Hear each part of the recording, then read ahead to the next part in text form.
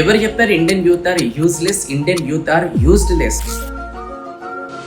ఒక సైడ్ ఏమో కొంతమంది యూత్ సోషల్ మీడియాలో క్రింజీ కంటెంట్ చూసుకుంటూ టైం వేస్ట్ చేసుకుంటూ కూర్చుంటే, ఇంకో సైడ్ వచ్చేసి కొంతమంది యూత్ బెట్టింగ్ యాప్స్లలో డబ్బులు వేస్ట్ చేసుకొని ఫ్యామిలీ పరువు రోడ్ పైకి తీసుకొస్తుంటే, ఇంకో సైడ్ ఒక యంగ్ కుర్రాడు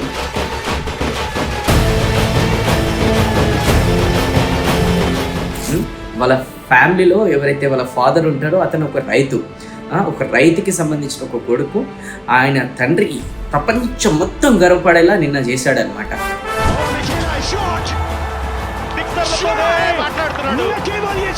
Can you believe this? 14 ఏళ్ల యంగ్స్టర్ ఈ విధంగా స్వాగతం పలికాడు. ఎస్, వైభవ్ సూర్యవంశీ గురించి నేను మాట్లాడుతున్నాను. వైభవ్ సూర్యవంశీ నిన్న వచ్చేసి ఐపీఎల్లో ఫాస్టెస్ట్ సెంచరీ అనేది సాధించాడు. అది కూడా జస్ట్ 14 ఇయర్స్ కుర్రాడు. ఫస్ట్ ఆఫ్ ఆల్ ఈ ఐపీఎల్లో చాలా రికార్డ్స్ బ్రేక్ అయినాయి. ఒకటి 14 ఇయర్స్ కుర్రాడి అనేది ఆప్షన్లో 1,10,00,000 అనేది రాజస్థాన్ రాయల్స్ అనేది వాళ్ళు కొనడం.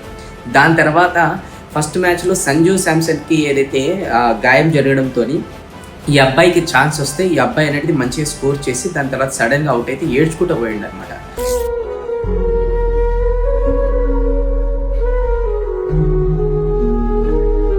తర్వాత ప్రతి ఒక్కరికి లైఫ్లో సెకండ్ ఆపర్చునిటీ ఇస్తుంది.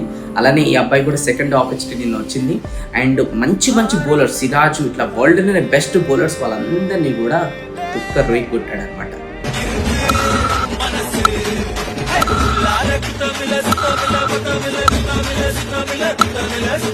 ఇందుకోసం నేను చెప్పేది ఒకటే, ఇక్కడ మనిషి మనసు మీదకి తీసుకుంటే ఏదైనా సాధించగలుగుతాడు. ఎక్కడి నుంచి వచ్చాము ఇంపార్టెంట్ కాదు, ఎక్కడికి వెళ్ళాలనుకుంటున్నాం ఇంపార్టెంట్. అందుకోసం అట్లీస్ట్ ఈ రోజన్నా వైభవ్ సూర్యవంశీ లాంటి యంగ్స్టర్స్ని చూసి మనం ఇన్స్పిరేషన్ తీసుకొని మనం కూడా రాబోయే టైంలో ఏదైనా సాధించాలన్న ఒక కమిట్మెంట్ తీసుకోవాలి. దయచేసి ఈ రీల్ అనేది 10 మందికి షేర్ చేయండి. సో దట్ యంగ్స్టర్స్ కూడా వాళ్ళ టైం అనేది వేస్ట్ చేయకుండా గోల్ పైన ఫోకస్ చేసి వైభవ్ సూర్యవంశీ లాగా రేపటి రోజున ఇండియాకి కాంట్రిబ్యూట్ చేస్తారని నేను భావిస్తున్నాను.